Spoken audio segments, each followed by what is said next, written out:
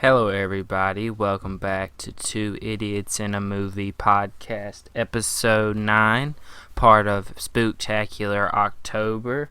I'm your host, Chris, and here with me always is my co-host, Matt. Hello, everyone. In today's episode, we're reviewing the horror comedy movie Creep. It's on Netflix.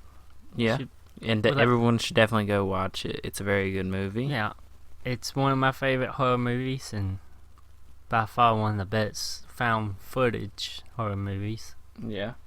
The movie is about a guy named Aaron who is hired by another guy who calls himself Joseph to come record him for a day because he supposedly has cancer and he wants to leave a video documentary for his son. That's pretty good. Sum up of the story. Yeah. What did you think about this movie? What I think about this movie? I think it's one of the better found footage movies, if not the best. It's way better than Paranormal Activity. Yeah, it is better than Paranormal Activity.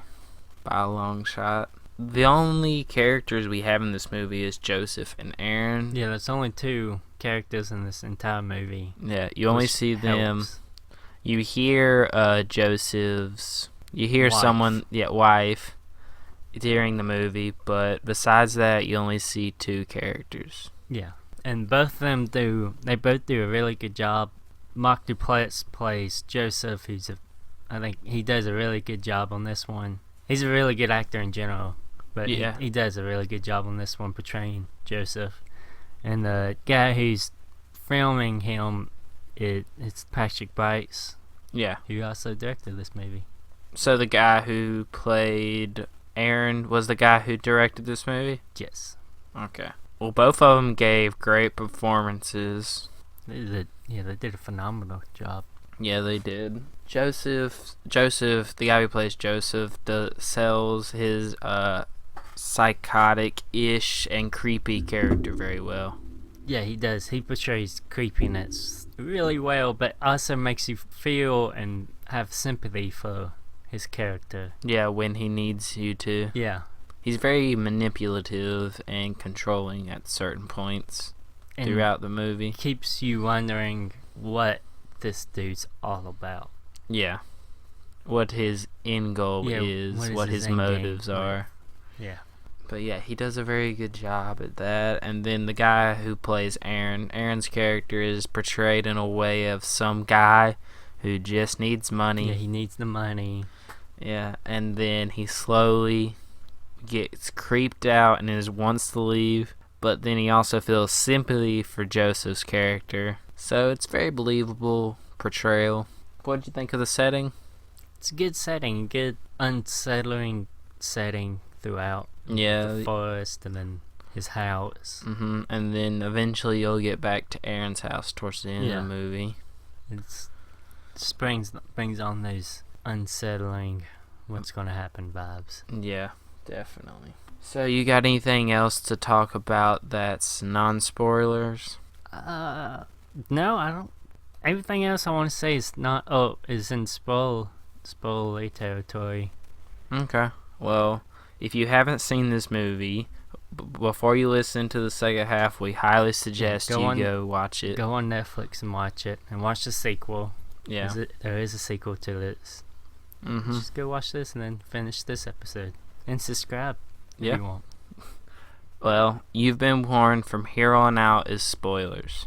So, Matt, do you want to get into the spoilers first? I guess. Okay. Sounds good. So you want to go more in depth on the characters? Yeah, this movie does a really good job of keep you guessing what Joseph's actual endgame is. And at first you think, you believe him when he says he's dying of cancer. Mm-hmm. And there's a couple times in here where he breaks down. Yeah. And you feel sorry for him. You feel sorry for him. And then it turns out, oh no, that's all bullshit. And it makes you think, he's just a mentally unstable guy. Yeah. He might be dangerous, he might not be. Mm-hmm. And then at the end, oh no, he's just a serial killer who gets off by manipulating his prey. Mm-hmm. And then eventually finishing them. Yeah. killing them, which it does a good job of making you guess, keep you on your toes. The movie's actually pretty funny too. Yeah, there are several points in this movie where I get a good laugh. Yeah. Especially when Joseph will just scare Aaron at certain points, like jump scares. Yeah, there's a lot of jump scares, but most of them are played for laughs. I think they're executed very well. Yeah, which you don't really see that often, but they do it really good in this. Yeah, they did. They did a very good job. Especially, what is it, bath time? Oh yeah, Tubby Time. Tubby Time. That's a great. Tubby Time is like towards the end of the beginning, towards the beginning of the movie, and Joseph wants Aaron to record him simulating giving his son a Tubby Time, which just sounds weird because Joseph made up the story that him and his dad used to do it. No. And then he pretends to be drowning himself and freaks Aaron out, and then he jumps out. Yeah. Oh, and so scares good. him. Yeah. That is hilarious. And then he scares him in the woods that one time. Yeah, and then he says, "Oh, I could see it in your eyes. You wanted to kill me." Yeah, and then you see how mad Aaron is. It was pretty funny. Yeah, that's great. So what did you think of Peach Fuzz? Peach Fuzz is a great mask. It was a very good mask. Very creepy. I love the little song and dance it has with it. Yeah, that was another funny / creepy part. It's hard to tell when parts are supposed to be funny or when they're supposed to be creepy in this movie. Yeah, they blur the lines a little bit. Yeah. But yeah, the other time with Peach Fuzz when he's standing in front of the door. At the end or towards the end of the movie. Yeah, shaking his hips and growling. Doing hip thrusting and good. Yeah, it's good. That was hilarious. It's funny, but and then you get a jump scare at the end when he charges after him. Oh yeah. But yeah, Peach Fuzz is a good mask. Yeah. Very good representation of what Joseph's true intentions are, too. And he had that lone wolf the mentality type thing. And he thinks he's a wolf. Oh, I don't know how you say it. He thinks he's a wolf. Yeah, he likens himself as a wolf because wolves, things they love, they kill. And at the end of the movie, he says the same thing. He loves Aaron, but he kills Aaron. Yeah. So if you was Aaron, how long would it take you to leave Joseph? When I saw the axe in the tree stump, I would have been like, nope, I'm out. Have a good day. Joseph even asked Aaron about that when they're walking through the woods. Like, when you first saw the axe in the tree stump, were you afraid I was going to kill you with it? Do you think I was going to kill you with it? He said, yeah. It's good, like. And then Joseph just kind of laughs. Yeah. At that point, I would have been like, okay, it's time to go. I don't like that kind of laugh. No. I'm leaving. I probably would have left as soon as Joseph gave me a hug and he jump scares Aaron and then he gives him a hug. Yeah. I would have been like, I gotta get something out of my car. Just give me 1 second, and then I would have left. Yeah, no sane person gives a stranger a hug. No. Especially not if they're dudes. Yeah, that's not how that goes down. So let's get to a little bit more disturbing part of the movie. The backstory, kind of, to Peach Fuzz that Joseph gives. The rape story about him. He makes up to keep Aaron at his house. Yeah. He essentially tells Aaron that his wife has been looking up animal pornography. Yeah. Yeah. And Joseph finds that, and they're at the cabin, so Joseph leaves, says he's going to work, goes down to a dollar store or something like that, buys the Peach Fuzz mask, breaks back into the cabin, ties his wife up, and rapes her. Yep. He said, yep. That's the entire story. Yep. That would have been like, I'm just going to call 911 real quick. But he didn't have any service. No, I would have left. It just ran for it? Yeah, ran until I got service and called 911. Good idea. Would have been a great idea.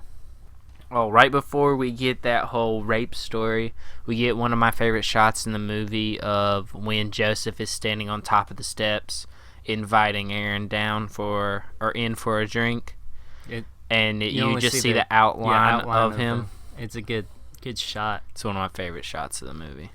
I like that Aaron, after Joseph tells him about the rape story, or about Peach Fuzz's backstory, whatever you want to call it, Aaron's like, yeah, we'll have a drink, I'll pour us some, and then he drugs him, and then he steals his phone and gets a call from his wife that is actually his sister, and she tells him to get out of there. My brother's messed up. He's not stable. You're in danger.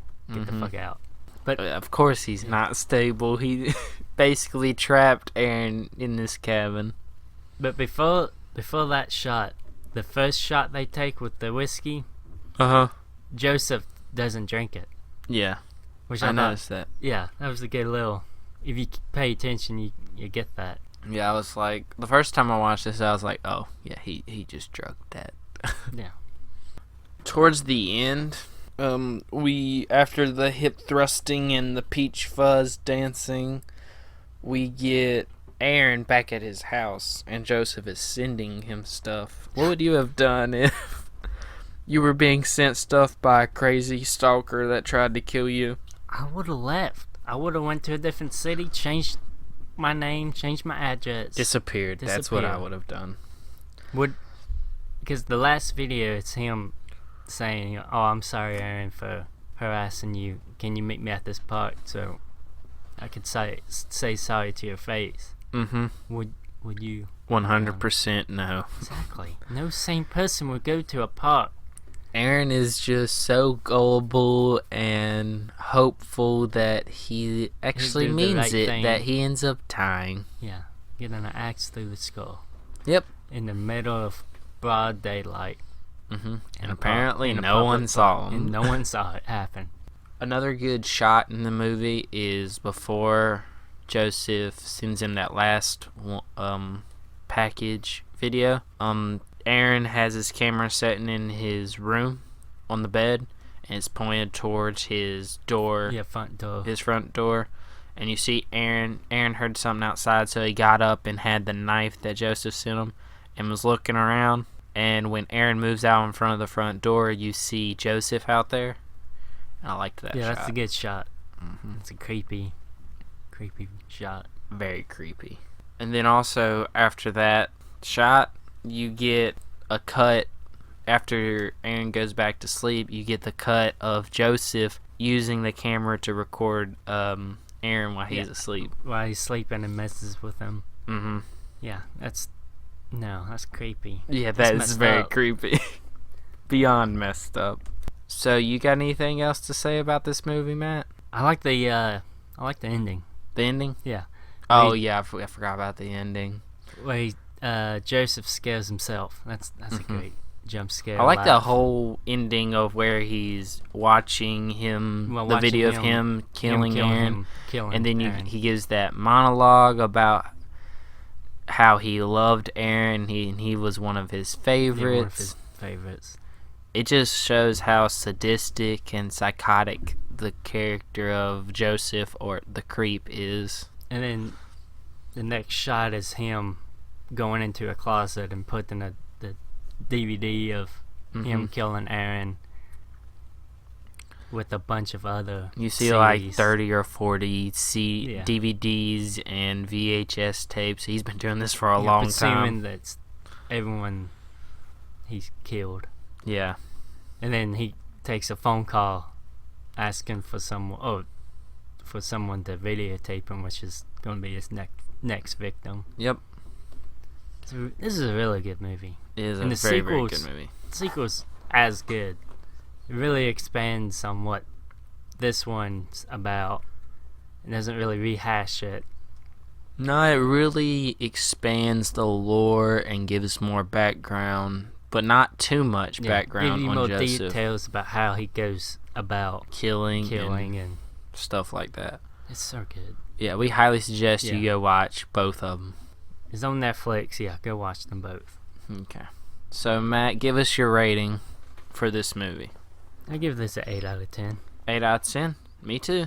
I think it's one of the better found footage movies out there. One of the better horror and found footage movies. Go give this a watch. Yeah, definitely go give this a watch. You got anything else? No, I think that's it.